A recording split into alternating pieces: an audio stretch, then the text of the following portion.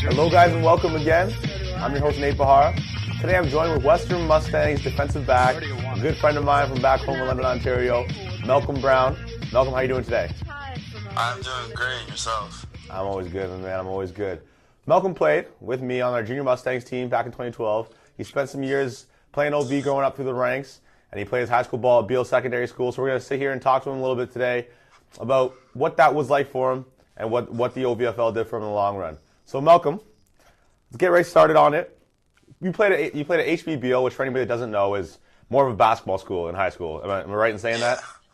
Yeah, it was a basketball school. All right, so I guess then what I wanted to say is, what was the difference for you? I mean, practices in Beal, you guys weren't necessarily a powerhouse in the football ranks.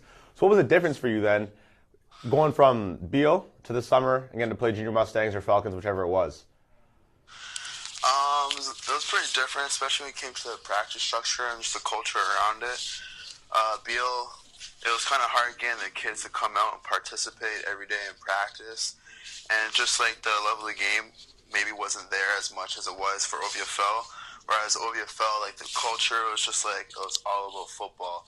Everybody was about football. They loved football. Like practice, there's always a show up of kids.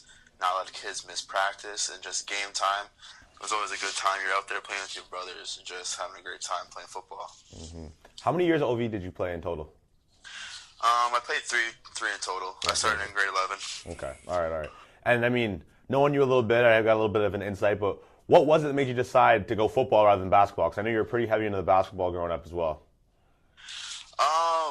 I chose football over basketball because I like the more team-oriented sport. Yeah, basketball, you have your own team, but it's only 5 guys. I was more used to like the big culture, like all the guys on my team, especially after playing our last year at Junior Mustangs, where we had like huge team. Like that team bonding is what really like made me want to play like football more over basketball. Absolutely. All right, so we played together, went undefeated, won that championship in 2012. What was that team? What did that team mean to you? I mean, really, because you kind of said a little bit. There's a big team atmosphere on it, but what does that team mean to you versus what high school means to you? I mean, high school it's cool. You're with those guys all day. You have math class with them and all that stuff. But that OVFL has got a different feeling to it. Am I right? Yeah, it was because like I was saying, like it was summertime, so of course everybody loves summertime. You don't have to go to school anymore. Just we're always hanging out after practice.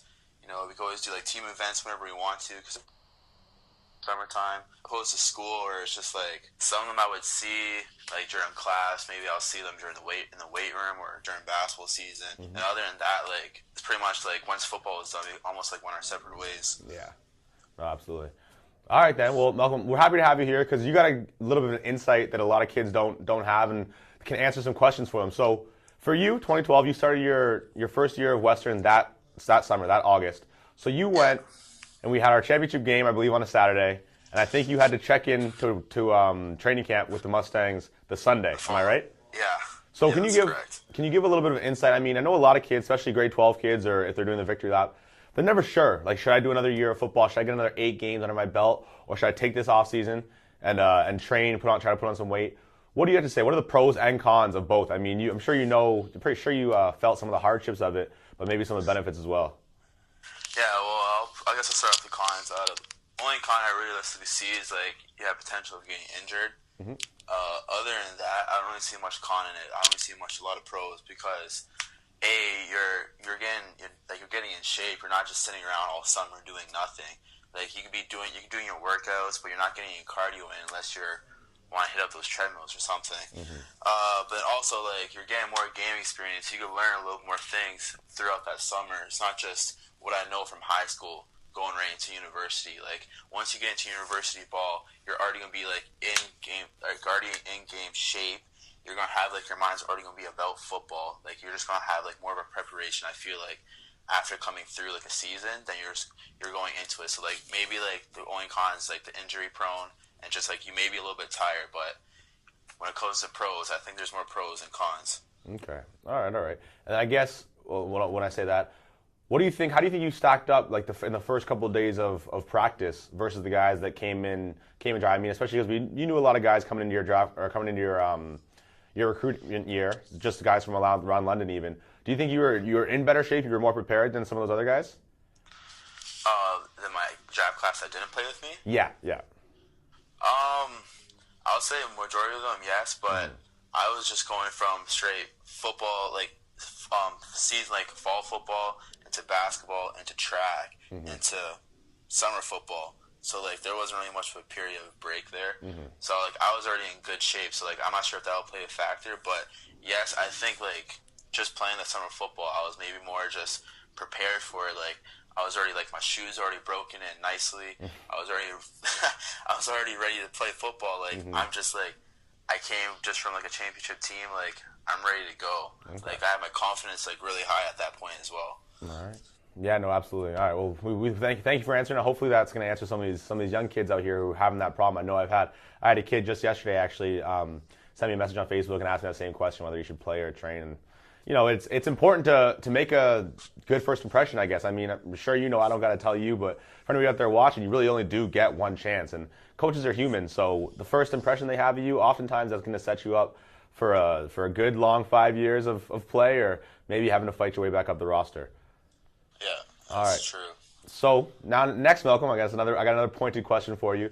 For any kids out there, because now in the OVFL, so many teams are having their coaches from the neighboring university come in and help coach. So Western, obviously, we had the Junior Mustangs. Coach Bertoya was our head coach back when he was at Western. We had guys from the staff and ex-Western players all around us, talking to us all the time. What are some of the pros and cons? Again, we'll do it that way. You can make your little your chart in your head. What are some of the pros and cons of staying at home? Because for you, you're a London kid. You stayed at Western. For any kids out there who are getting recruited, who are wondering where they want to go, what's some of the things that you love about it, and what are some of the things you miss? I guess I'll start with cons again. The only thing I can see as cons is maybe like you wanted to go out and branch out and go to a different city and explore it that way. Like for me, like I've been in London my whole life, kind of just like I'm already used to this scene. I'm not going out seeing like a new place like Hamilton or Windsor or even up in Ottawa. So like I'm already kind of used to this environment, but like in the pros, like I have my family here, so like my family comes to every game. Like you already know, my mother's a big supporter for me in football, so like she's there every game, probably like my number one fan, I'm gonna say. Then also like you have your friends here as well, so like you can bring your friends to the game. It's not that far for them. Just need to get down to the stadium and just come watch, and like get them tickets to come watch as well. Okay. All right. Well, then I guess I'd ask if there's a kid coming up to you, a kid that you say you coach in Junior Mustangs, comes up to you and asks, all right, well, I got this school, one's at home, one's far away. Let's say Ottawa, for example. What are you gonna say? Are you gonna say, would you lean towards telling them to stay home, or do you think it really is just wherever you feel most comfortable?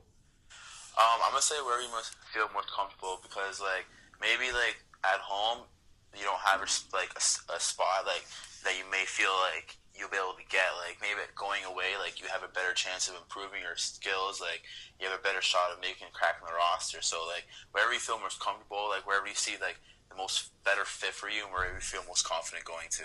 And it definitely doesn't hurt having mom cook you dinner, huh?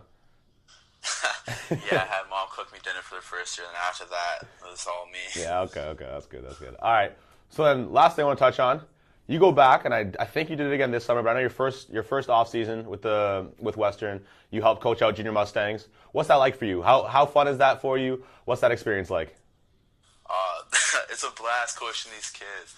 Honestly, like I have them always like Facebook messaging me like, "Hey, coach, you gonna come back this summer?"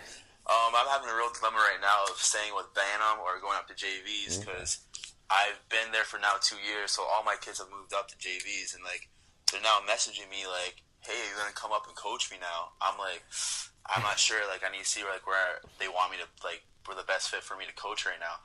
But like it's honestly a blast. Like I love coaching these kids. Like you see all this enthusiasm that like you may not always see like in varsity right now, because like these kids are like maybe just up and coming, learning how to play right now. Like I have to teach them the whole game, or maybe I'm helping these kids like develop where they're already at.